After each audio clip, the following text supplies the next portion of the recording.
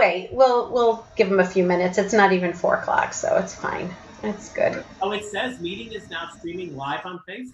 All Yes. right. It's getting there. It's getting there. Oh, that's new. I don't think I've ever seen that before, Judy. Is that new? No, it's always there. You probably just didn't notice it. Okay. It's working. Yay. It's great. Good. Baby.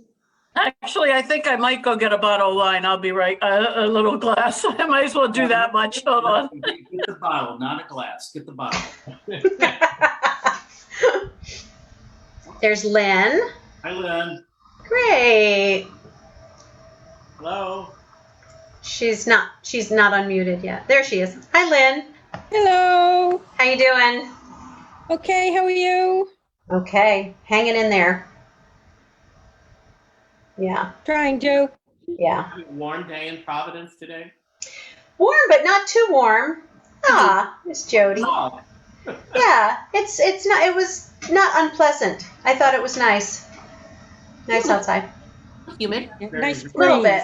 Yeah, little breeze, but not terrible. It could be worse. I have a fan going in here now, which is good because there's no circulation. So, it's great. Hi, Jody and Ruthie. They're hiding behind their doggy. Hi. Hi, good to see you. Yeah. Hi. Hi. hello. Yay. Good to see you. You too. It's great. We're going to just wait a few minutes. It's just 4 o'clock. So, but this is Tim and Caleb. Caleb is on your left. Tim is on your right. We had the joy of going to your place in Wilton Manors many times. Yes, we did. Oh, you were at the Naked Grape? Many Yes, times. many times. Who is it? Jody Glass. Yeah. Jody Yeah. and Oh, Ruth. And my wife Ruthie. Oh my gosh, yes. Yeah, hey Jody, how you doing? Well, thank you. Oh my gosh, did I know that? Did I know that you were down there? Good. Yeah. Oh gosh, So, that's yes, great. Now we're in That's so Savannah. great. We moved to Savannah 2 years ago. Yeah, We missed the grape. we do. Well, it's not there anymore. Yeah.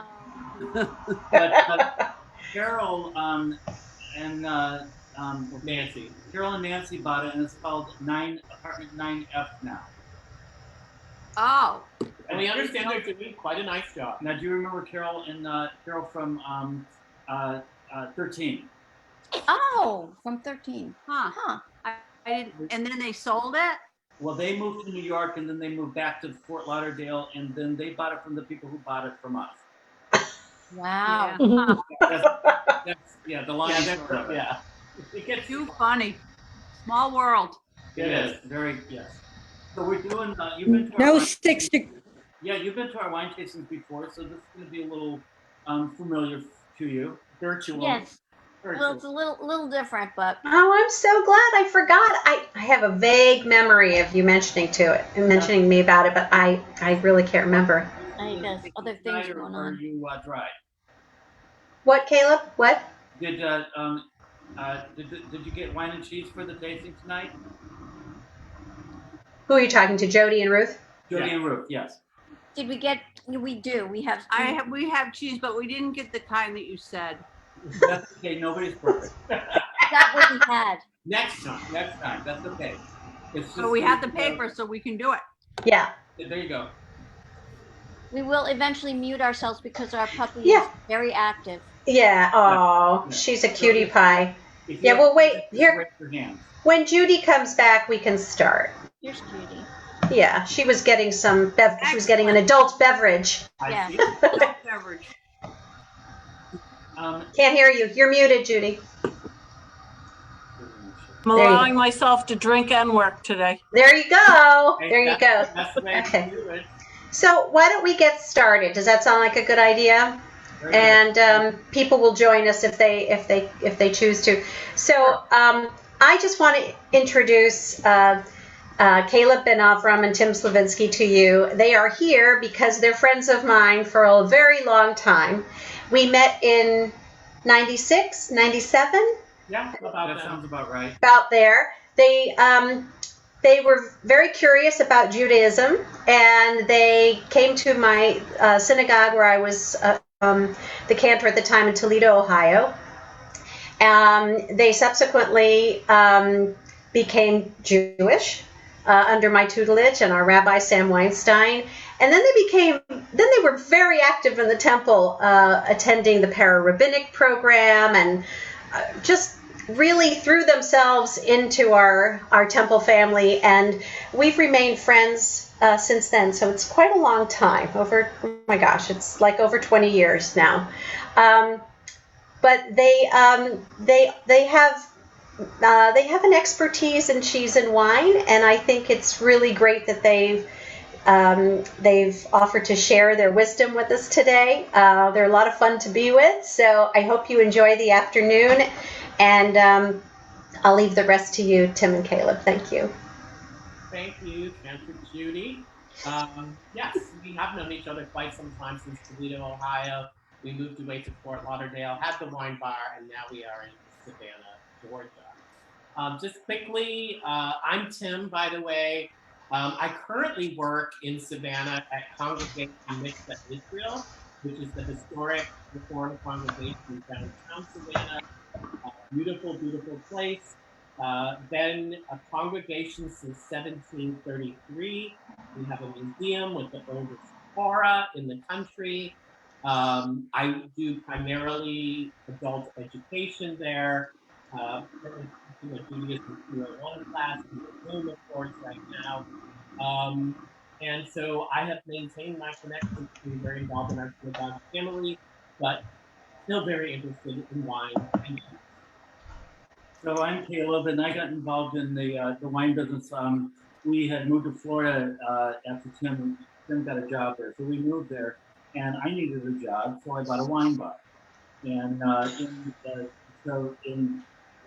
involved in that was getting involved in cheese. So I joined the American Cheese Society, which is helps small cheese producers to produce and make cheese. We can't, we can't hear you. Okay, Yeah. so I got involved in the American Cheese Society through my experience in the wine bar, and so I support American cheesemakers, and so all the cheeses that you're going to see tonight are American cheeses made in America, but a lot of European and Old World influences. So I got my experience from the American Cheese Society, and just started doing cheese and wine at the wine bar. Can you hear me? Yes. Okay, so we're going to start our, and because we're doing this for Shavuot, and because eating dairy is common during Shavuot, there's various reasons as to how dairy became associated with the holiday of Shavuot, or Shavuos, however you care to pronounce it. One is that there's a verse from the Song of Songs that talks about the spouse's lips dripping with milk and honey. And the rabbis have interpreted that the spouse actually symbolizes the Torah. And so the Torah is dripping with milk and honey. Ergo, we do dairy foods on Shavuos or Shavuot. And of course, cheese is a very prominent dairy food. So we're going to start, because this is for a Jewish holiday, with a couple of blessings. First, we're going to do the miscellaneous sort of food blessing, since we're having a miscellaneous array of foods tonight. You ready? So, Baruch atah Adonai Eloheinu melech haolam, shehakol niyah bidvaro. Blessed are you, Lord, our God, ruler of the universe, whose word all came to be. And then, of course, Dar Borei Peri Hagafen, Baruch atah Adonai Eloheinu melech haolam, Borei Peri Hagafen. Blessed are you, Lord, our God, ruler of the universe, who creates the first, or the fruit of the vine. And because this is a joyous occasion that we're celebrating with you, let us do the Shehakianu. Baruch atah Adonai Eloheinu melech haolam, Shehakianu v'kiyamanu v'higianu lazman hazeh. Blessed are you, Adonai, our God, sovereign of all, who has kept us alive, sustained us, and brought us to this joyous season. Okay, so for right now, I'm going to just go through the cheese plate and let you know what we have. I have my cheese yard here, so I will point to the different cheeses that we have. And if you can't hear me, let me know. I can speak up a little bit. So I'm going to start out with the Cypress Grove Humboldt Fog, and that's a goat cheese. It's an aged goat cheese with a vegetable ash in it. Interestingly enough, Humboldt County in California is the county that produces the most medical marijuana. So you can deduce what you want on the vegetable ash. I don't know about this. So then the next cheese we have on the cheese plate is the Green Hill. Green Hill is from Sweetgrass Dairy, and that's a local cheese for us in Georgia. It's made in Thomasville, Georgia. It's a camembert style, so it's a bloomy rind, and it's got a little bit of earthiness.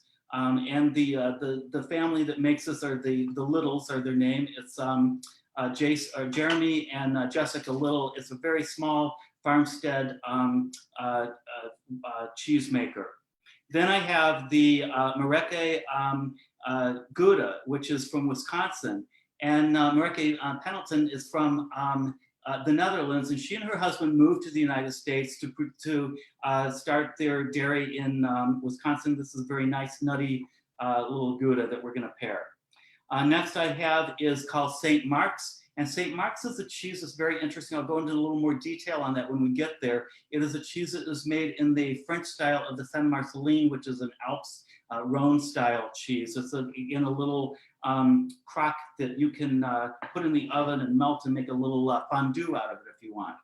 Then the last cheese I have is the Bailey Hazen. And Bailey Hazen is from Jasper Hills in Greenboro, Vermont. And the Jasper Hills farm is very fascinating. They have a 22,000 square foot cave that they help their other farmers in the area, the dairies, age their cheese. And so that's my blue cheese. And then we'll go through the pairings. I've got some various things that go with the cheese. I've got some olives, we've got some almonds and some dried fruit. A lot of people want to put fresh fruit with their cheese plates, but I prefer dried fruit because of the cheese and wine and the acidity and the pHs, the dried fruit works better. Okay, let's do the wines. Just quickly, the kind of wines that we're going to be tasting tonight. We've got 2 white wines and we have got 3 red wines. We're going to start with a North Coast Sauvignon Blanc from Murphy Good. It is a great summer wine as we're coming upon hot weather. It's crisp.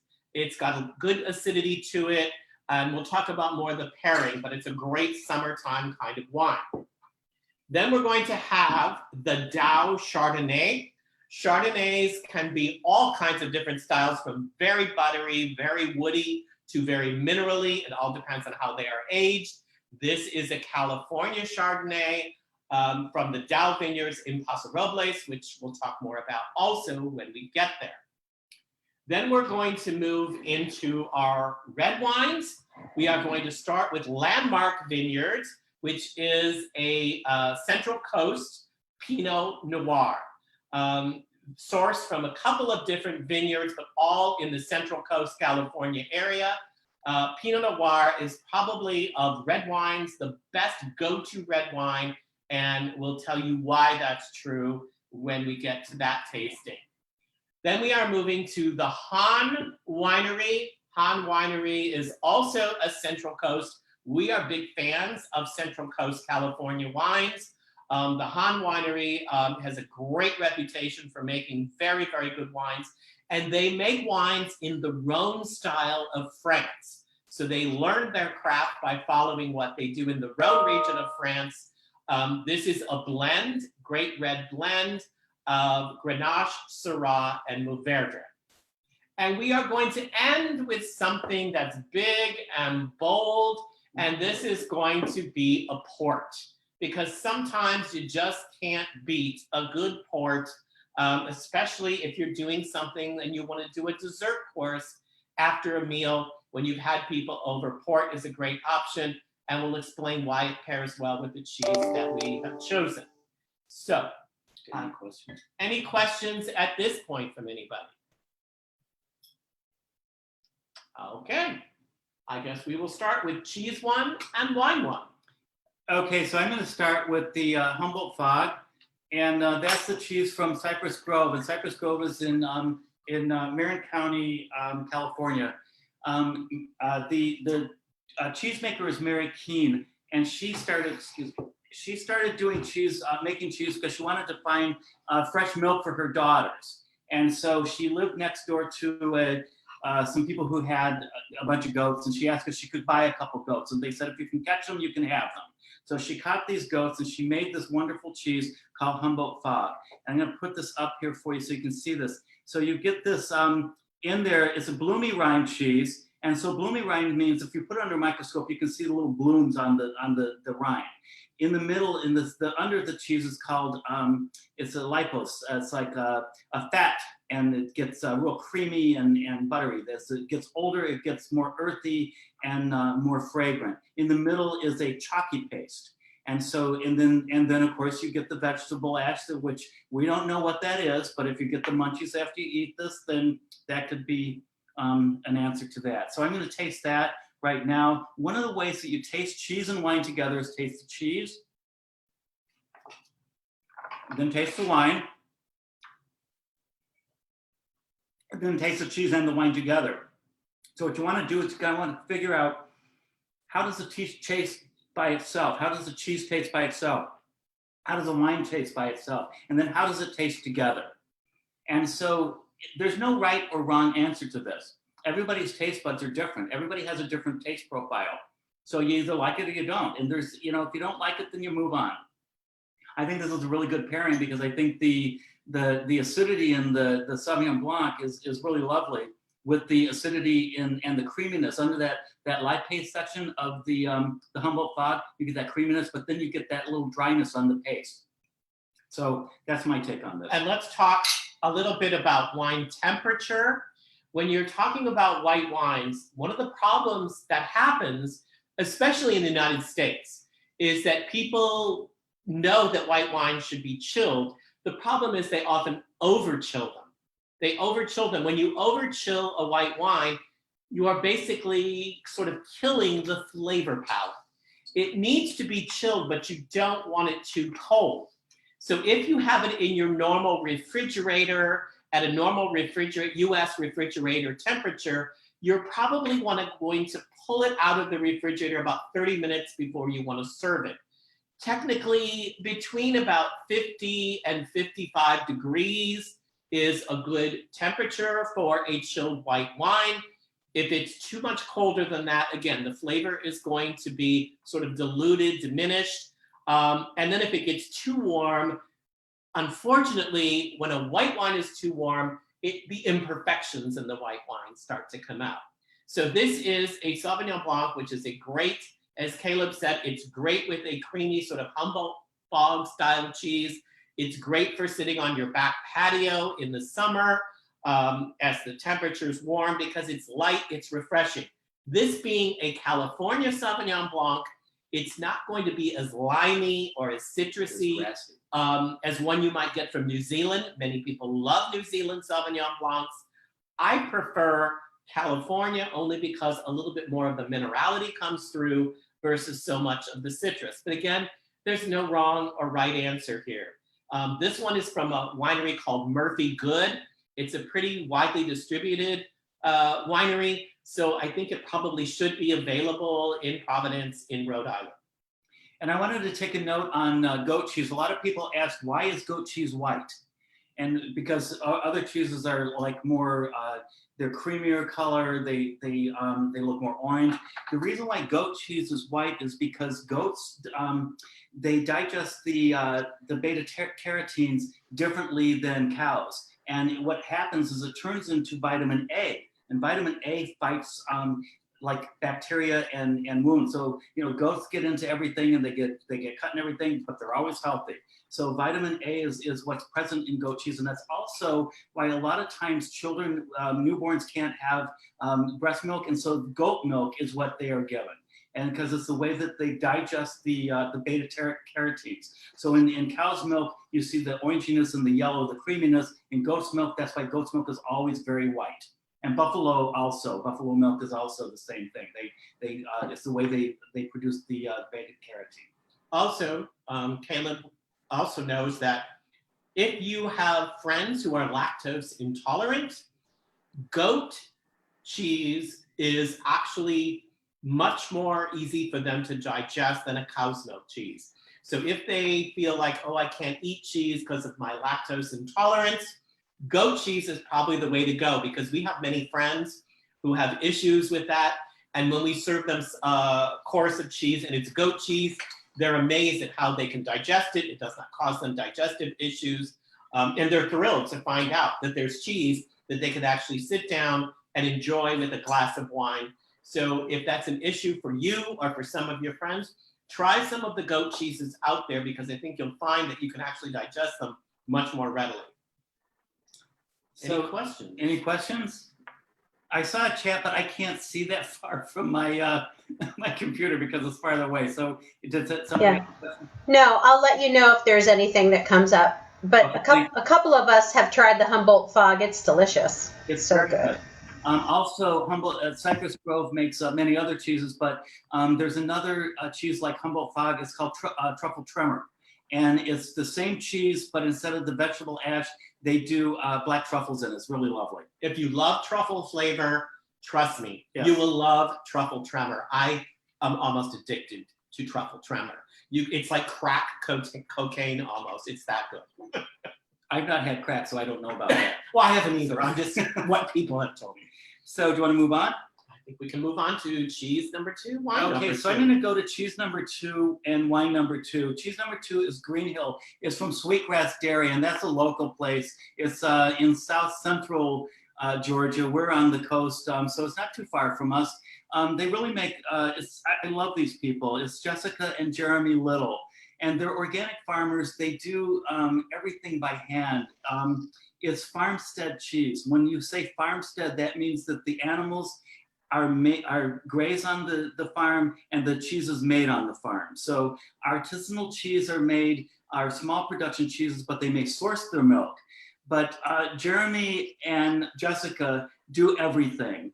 And it's a pretty amazing feat for them. It's very expensive to make cheese now, and it's, you know, the farmers work very hard, and so I really have a lot of respect for them. So the Green Hill is a Camembert style cheese, and so what's the difference between Camembert and Brie? That's always the question. So the biggest difference is that the Camembert is a little more earthy. It's got a little more mushroomy, a little more earthy taste. When they make Brie, they add cream to it. So you get that little more creaminess to it. So I'm going to take a moment now to talk about cheese etiquette, because we've all been to parties, and hopefully after this pandemic is over, we'll be able to go to another party. And when you go to the Brie plate or the Camembert plate on the buffet, there's always this gaping rind. Everybody takes the paste out of the rind and they don't eat the rind. That's not nice. So if you want to do that, take the cheese, put it on your plate, and then take the rind out, because the rind is edible. So just as a note for cheese etiquette, when you go to the next party, so you don't walk up to the Camembert or the Brie and there's nothing left, it's because nobody wanted the rind. So give the rind a chance. So anyway, moving forward, we're going to taste the Green Hill.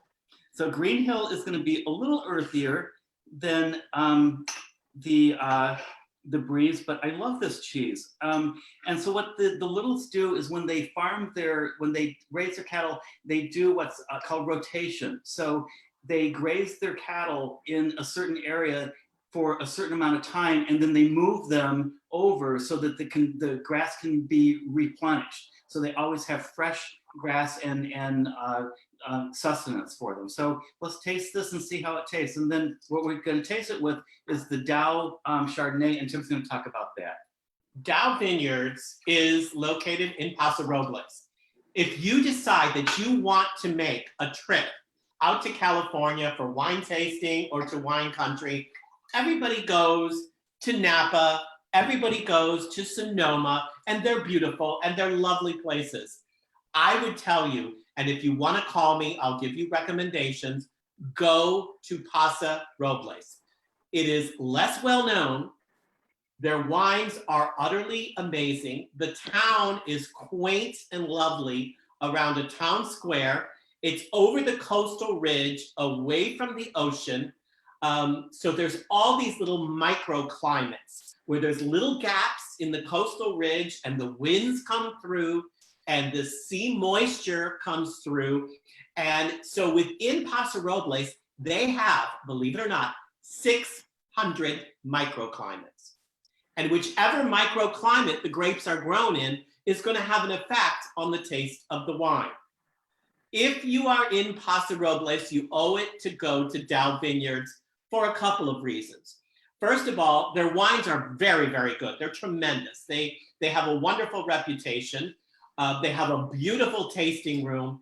And if you want gorgeous photo opportunities with your phone or your professional camera, you will not get better photo ops of the entire valley other than from Dow Vineyards. It sits on the top of this beautiful ridge, and you can look out. If you're not careful, you'll fall over the edge. They warn you of that.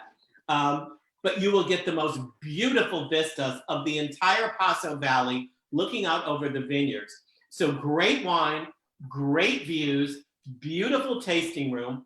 Their Chardonnay is not overly oaky. So if you don't like a woody Chardonnay, this is a Chardonnay for you. It's not overly buttery. So if you don't want that thick sort of mouthfeel that a buttery Chardonnay will give, this one has a little bit more of a floral element to it. So you'll get that little bit of a floral. You may smell it. If you smell the wine, you'll get that floral element. A little bit of lychee perhaps in there also. A nice, clean, clear palate when you taste it that doesn't linger too much on your tongue to make it feel like it's coated with something.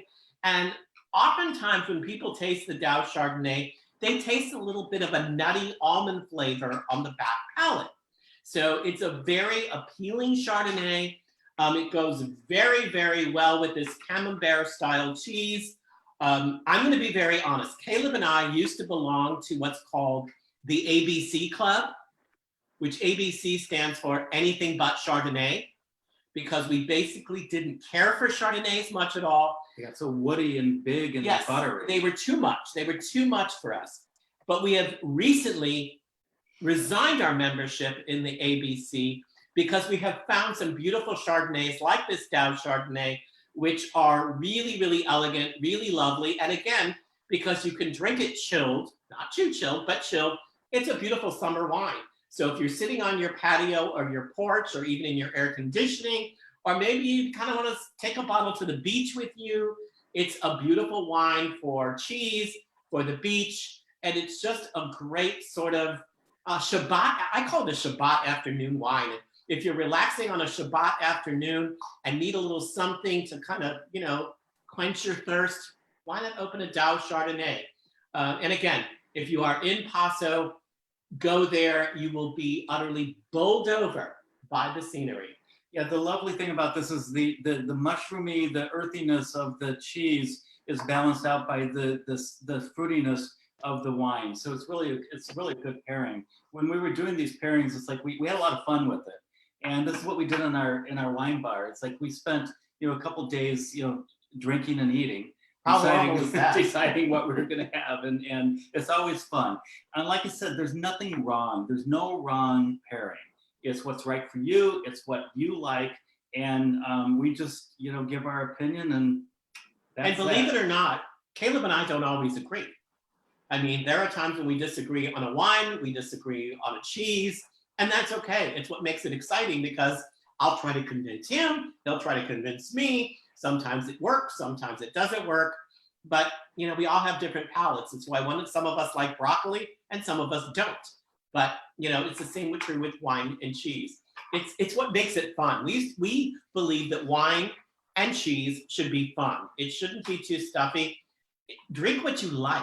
Life is too short not to drink what you like.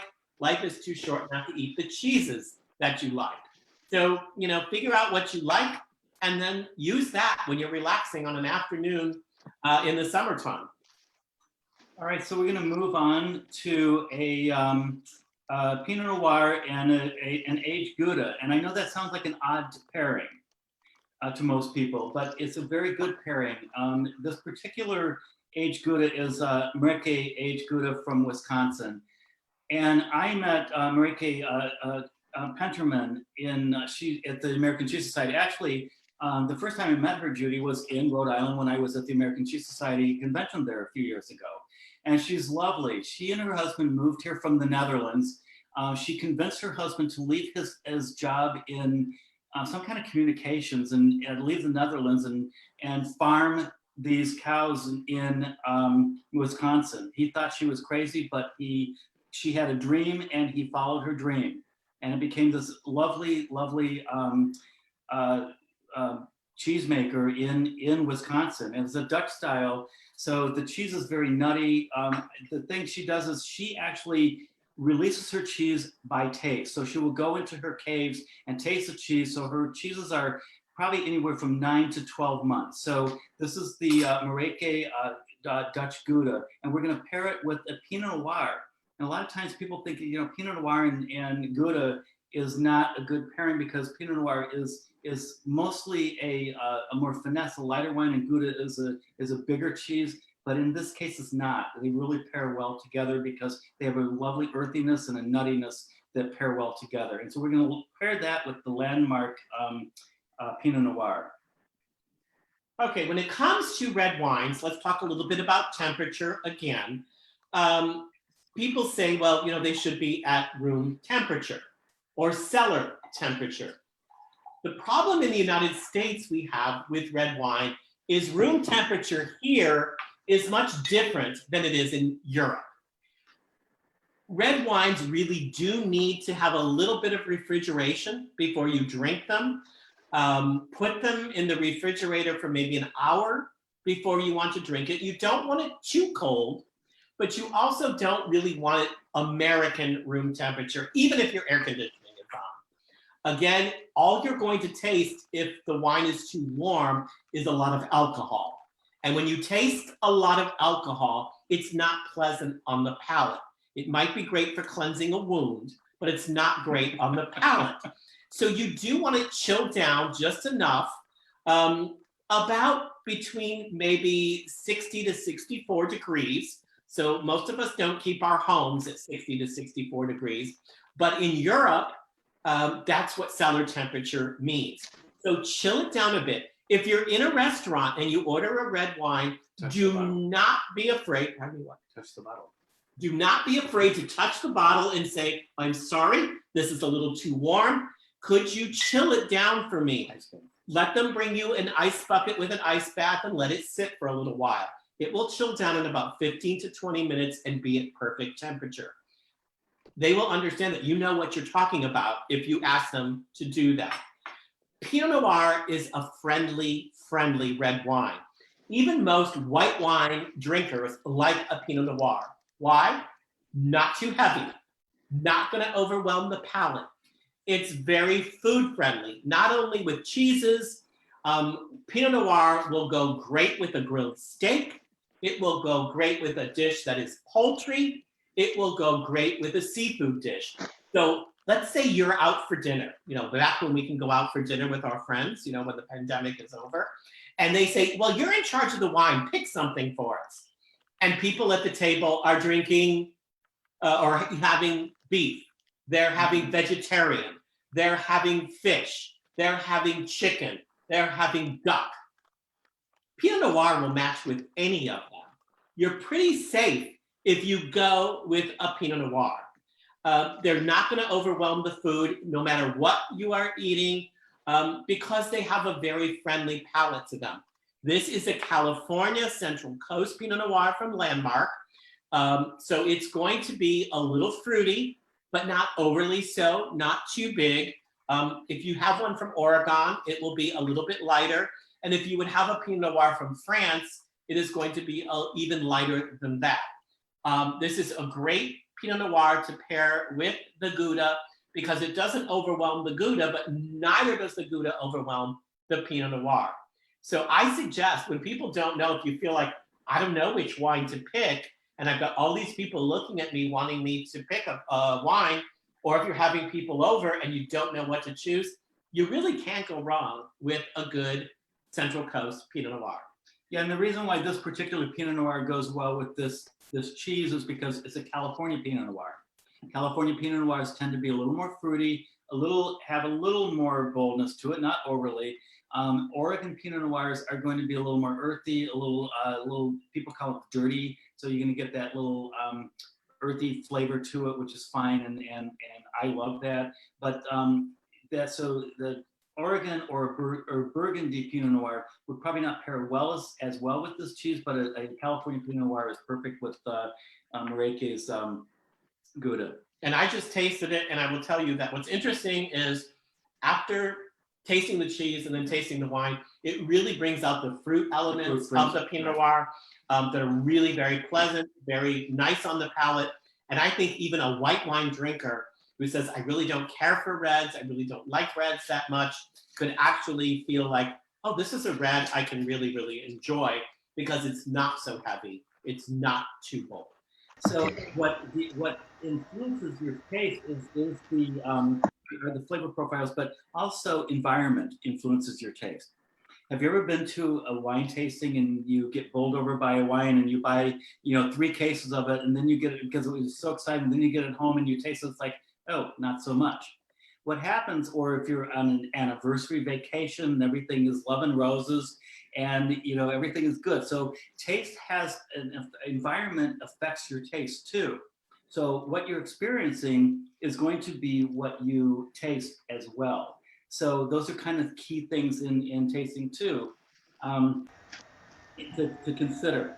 So because we've been through that. We went to when we lived in Ohio, we were close to the Finger Lakes in New York, and we went there and we were bowled over by the Finger Lakes wines, and we bought out probably 20 cases of wine home, and then when we got them home, we were a little disappointed in some of the flavor profiles that we had. But it's because it's influenced by what you're doing.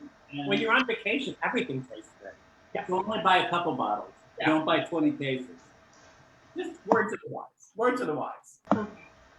I just wanted to add that I bought a couple of cheeses at Whole Foods the other day. One was the Humboldt Fog, and they had this Marieke, I forget how you pronounce it, the Dutch one that you're talking about, the Gouda. Yeah, But she makes one with black truffle also. It does, yes. Is So that what you got? I bought that one because I'm a black truffle freak. I love that. You're lucky because we can't get that in Savannah. You can't get it? No, I it's don't not have it. down here. No, so mazel tov to you. Can I send it to you with a freezer pack? Would. As the summer gets warmer, who knows how it'll get here, but No, she's actually a lovely cheesemaker. actually, I met her too. Yeah, and then she was in South Florida, and we met her. She's just these people. You have to understand they're farmers. They raise cows and goats and sheep, and they make milk. These are farmers. These are really low key and just lovely, lovely people. They work very hard, and they are so approachable. And we had the honor to meet her, and Tim did meet her. I forgot, but yeah, if you can bring that truffle to me, I'd love that. Thank you so much. You can't go wrong with a good truffle cheese. So, okay, great. So are we ready to move? Where are we on? going to go now? Yeah. How's everybody doing? Everybody okay? I see thumbs up. Okay, Thumbs good. up, okay. That's good. I Okay, see people so nodding. Thank you. So the next cheese is kind of, this is a really special cheese to me. It's one of my favorites. It's one of our favorite cheeses. It's called Murray St. Mark's. So St. Mark's is a cheese that is made in. Okay, what happened was Murray's went to Vermont Creamery, Allison Hooper at Vermont Creamery, to see if she could make a cheese called that mimicked or that was like a cheese from the Rhone Alps region called San Marcelin. San Marcelin is this lovely cheese that I used to carry in the wine bar, and then we were not able to get it in the United States because of some FDA nonsense and all of that. So we were not able to get it. So San Marcelin is a cow's milk cheese that's made it's in a little crock, which is really cute. It's very cute. So it's a cow's milk, and then they put a little wine over it, and as they aged it, so it was kind of like a wash rind style cheese. And so what they did in France with San Marcelin was they would put this little crock in the oven and warm it, and then they would treat it like a fondue. And they would eat it with fingerling potatoes or some croissant or some Crusty baguette. crusty baguette. So it was not available in the United States because I used to carry it at the wine bar, and then we were not able to get it. So Murray's contacted Allison Hooper at the Vermont Creamery in Vermont to see if she could make it. She's a goat cheese maker. She did not have, was not making cow's milk. However, her neighbor was an organic cow's milk producer. So she went to him and learned how to do this, and they made this lovely, lovely cheese called St. Mark's, which is St. Marceline. And so you get this little red crock. So the deal is that after her, she had a 2-year agreement with Murray's with this cheese, and then she was able to produce it herself. So Allison Hooper from Vermont Creamery makes St. Mark's, the same cheese here, in a little gray crock, and it's called St. Albans. So if you can't find Murray's St. Mark's, you may be able to find Vermont Creamery St. Albans. It's the exact same cheese. Same cheese. Same cheese, but it's a lovely cheese. You can put this in your oven if you want to and just warm it up. Also, you can see that I saved these crocks. I've got about 30 of them or 40. We do. And you can use them for We little, do. to put your dried fruit in or Or mise en nuts. place, or when you're doing mise en place when you're cooking, you can use that. But getting back to the cheese is it's a bloomy rind cheese, creamy and a little earthy. You can put it in the oven, get some baguette with it. We're just going to eat it plain today, but it goes very well with our next wine, which is also from the, so San Marcelin was from the Alps, Rhone region. And so we're going to move over to a Rhone wine, which Tim will explain to you. So I hope I didn't P.S. confuse you. P.S. The other thing that's great about this cheese, warm it up, get it nice and soupy, and pour it over a baked potato. It's Yeah, it works. pretty decadent. Trust me, it's really good if you just like drizzle it over a really nice baked potato, but you didn't hear that from me. Okay, let's go on to our next wine. I can't reach it. Oh, we got I have short arms. So this is from Hahn Winery. My hand is probably covering it. It's a blend, and it's called a GSM blend. Many wineries will do a GSM blend. GSM stands for the 3 grape varietals that are Rhone style, French Rhone style varietals that are used in the wine. Grenache, Syrah, and Mourvèdre. Grenache, Syrah, and Mourvèdre make up the blend of a GSM. Red blends, like a GSM, which is a Rhone style wine, but this is made here in the United States by the Hahn Winery, are delicious because they bring out the best qualities of all the fruits. People who necessarily say, I'm not really a big red wine drinker, will often be really bowled over by blends because you get a great fruit palate from red blends. They bring out the best qualities of the fruit. I will often tell people, if you're trying to get into red wine because you don't think you like red wine, try red blends first, because frequently they are going to be the most easy on the palate. Again, great with cheeses. They are also great with food. And they're also great, even if you're not having anything, but you just want a good glass of wine. Red blends are oftentimes the best for sipping. Again, chill them down just a little bit. Don't serve them room temperature. Get them down to that 60 to 64 degrees or so. Really good fruit on the front of the palate. You're gonna get a little bit of like smoky, maybe leathery taste on the back of the palate, which is what a good red blend should do, especially if it's a good Rhone style red blend. Really just a very nice wine with a very easy palate. You'd be hard pressed not to open the bottle and drink the whole thing, which we'll do later after we're done. Yeah, this is actually very nice. The pairing is good. It's the creaminess of the cheese and the balance of the wine and the acidity of the wine is very nice. And the smokiness, you really do get a bit of smokiness on the back Right. palate, which really works really well with the cheese. Now you may notice another thing too is when we're tasting cheese and wine together, we are tasting it without a cracker and without we're Or tasting bread. or bread. But you can do crackers or bread or whatever you want. But we like to taste just the cheese and the wine together, and that's So get your knife and just eat it. So And the other thing is, if you're going to use crackers, don't get a highly seasoned cracker because it will kind of interrupt both the yeah, wine and the cheese. your cracker, your baguette should just be a vehicle and not really something with a lot of flavor. Another little hint I will give you, toast your baguette lightly. So you get that little bit of crunch on the baguette. So just give it a light toast. You can brush it with a little bit of olive oil if you want to, which adds a nice little bit to the baguette. But I personally like a little bit of crunch, especially with a cheese like this with the St. Mark's. It just adds that nice little bit of extra texture to the wine or to the cheese. But again, it's up to you. If you want to have it on a Ritz, have it on a Ritz because it's your wine, it's your cheese, and do it the way you like. Yeah, so we chose these wines and cheeses because they're because of the time of year. I didn't get big wines. We didn't get Big, bold Cabernet. bold wines because it's hot. I mean, it's getting into summer. So if this was a winter tasting, we would have maybe taken a different approach and maybe harder cheeses and bolder cheeses. But I wanted to do something that was seasonal for you and that would bring out what would and also things that are available in your local market. These wines and these cheeses, for the most part, should be pretty accessible to you nationally. So I tried not to do too many oddballs, but so I hope you like this. We're going to end with a port and a little bit of a dessert wine that we are very fond of, and we're fond of the winery and the cheese also because they're really small producers.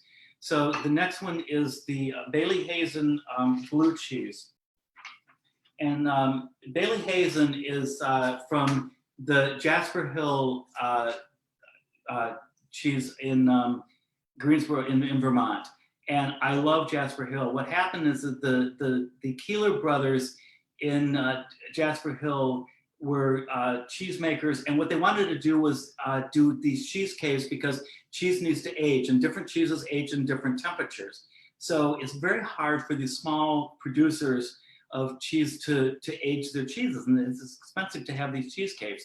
So what the Keeler brothers did was they built a 22,000 square foot cheese cave and invited all of their neighbors from the surrounding farms to come and age their cheese. They're lovely, lovely people. I was able to sit behind them at the American Cheese Society when they won an award, and they had their children there.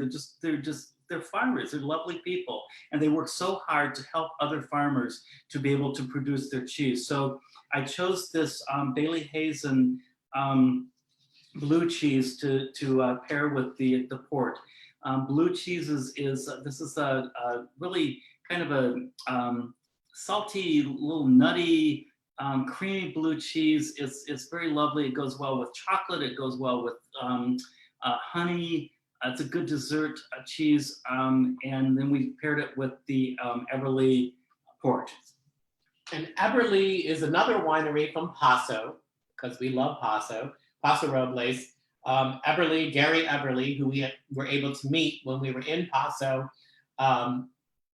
invited us in, took us into the caves, actually organized a wine and cheese pairing cave tasting, which was really very cool with Todd, who was our sort of like wine and cheese leader at the time. Port, though, traditionally is from Portugal. I mean, it is from the city of Il Porto, which is in Portugal. But we now are doing ports domestically as well from different wineries. Port does have some sweetness. It has sort of a plummy sort of flavor. It makes a great wine to drink after dinner because you can sit and sip it. And it does have that sweetness. And the sweetness is what makes it a brilliant complement to a blue cheese. True confessions. I am not a blue cheese lover, and some people are not. But when I have a port with it, when I have something a little sweet, it's why you can have some honey if you get some honey, or some, if even better, if you can get some honeycomb Some dark chocolate. or some dark chocolate. Instead of Honeycomb. having, we can make a cake, or we can make a pie, or we can make a cobbler afterwards for dessert. But you can easily do a cheese plate with some port and some blue cheese, some honey, some chocolate, and people are going to find it's a really, really nice way to end an evening, to end a meal. Port is meant for sipping. There are people who do port and cigars. I don't smoke. But port is one of those things that you just kind of want to sip quietly. The sun is set, the darkness has come in, and you can feel a little decadent as you're having your port, your blue cheese, maybe a bit of chocolate, because it really, really pairs really beautifully. Yes, I'm having the port now with I had a little bit of the port with the blue cheese and the fig. I have some figs here, and that was lovely too. So, and then the chocolate. So the port has the Bailey Hazen has a little peppery flavor to it, and because of the plumminess of the port, it really balances out. It's a lovely dessert.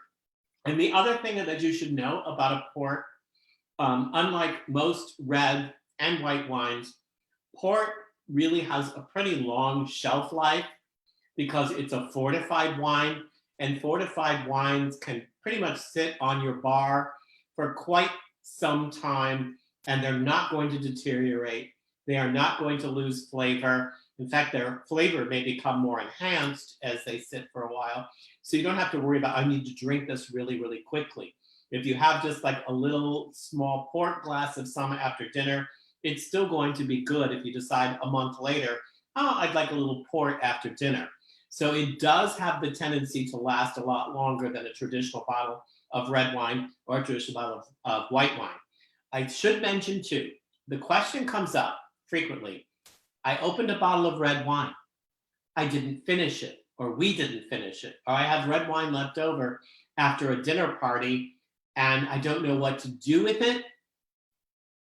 Very smartly, if you have the cork, put the cork back in. You can also buy what is called, what they call a vacuum The vacuum and pump the wine. Pump the Which wine. works very well. They are wonderful. That you can buy them at any grocery store.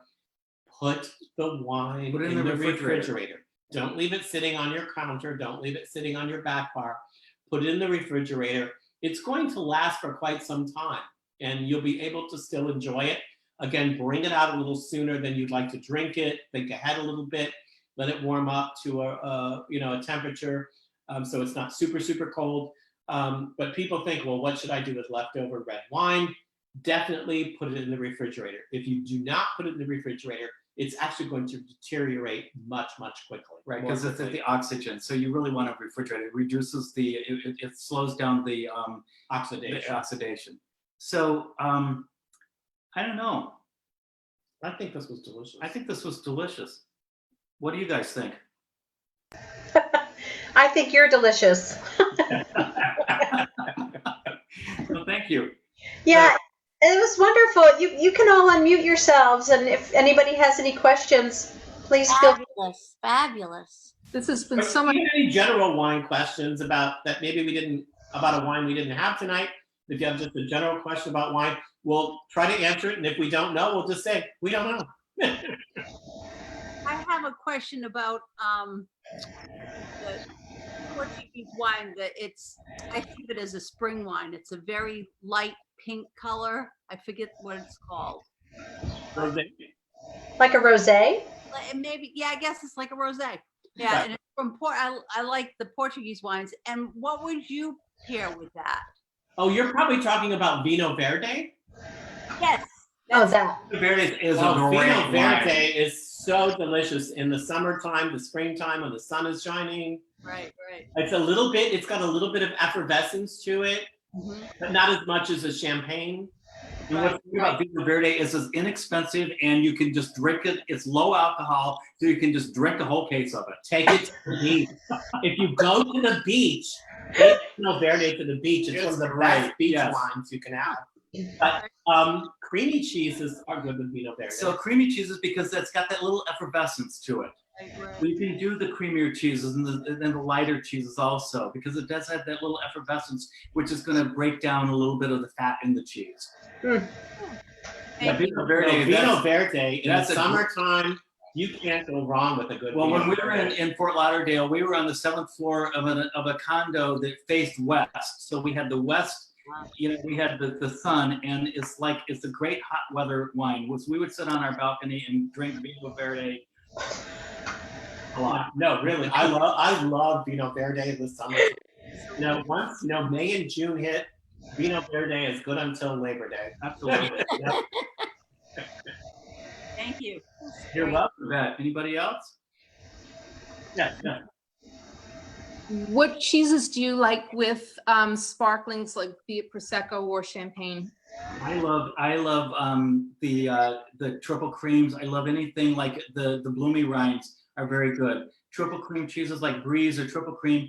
Brie is a double cream, and then there's also triple cream. So it's just the amount of fat that's in the cheese. And also remember that fat in cheese is weighed by dry weight.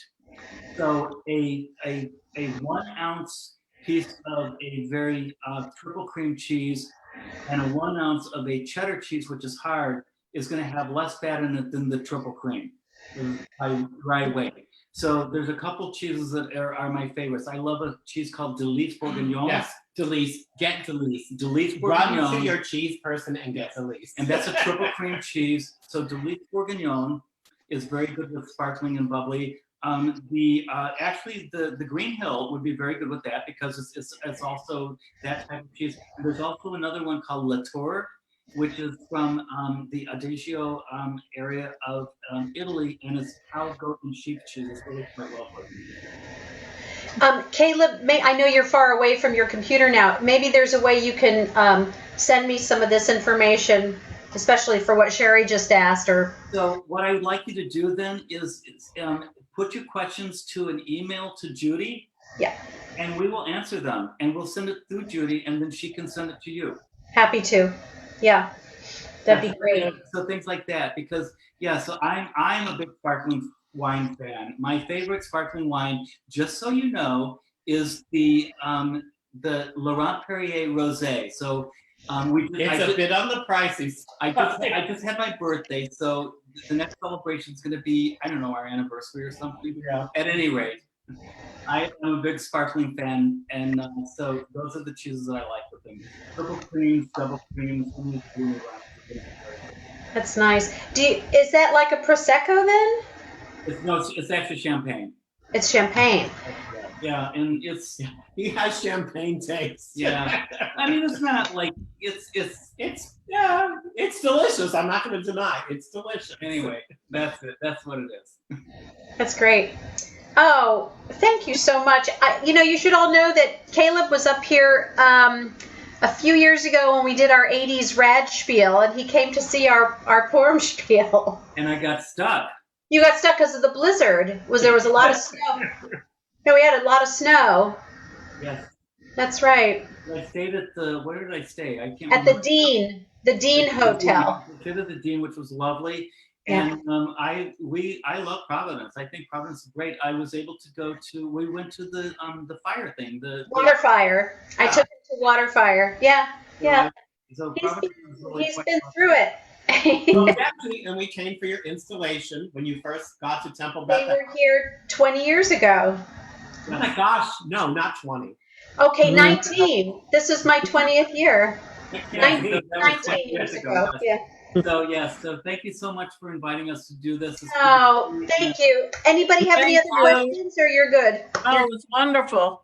We'll have to do it in person next time, though. Absolutely. Yeah, wouldn't that be Well, nice? if Yeah, you're with in cheese and Savannah, waffles. let Cantor Judy know you're in Savannah, and then she'll tell us, And let us know, and we'll Well, go I- out for wine and cheese. Well, and I have a sister-in-law. I get to Savannah. I'll have to come by. Oh, There you go. Sister-in-law in that area. Well, Be and then nice. work at the synagogue. I work at the synagogue. I'll give you a tour of the synagogue while you're here. Oh, that would be great. Their rabbi is a classmate of Rabbi Max. Oh, well, Really? so we just want to say, shalom y'all. Shalom. Chag Sameach. Chag Sameach. Chag Shavuot. Doug Sameach, thank you so much to Michaela. Y'all. Thank you. I'll talk to you Thank soon. Thanks for Thank coming, you, everybody. All right, take care. Thanks. Bye. Thank you. Judy. Good night. Bye-bye. Thank you.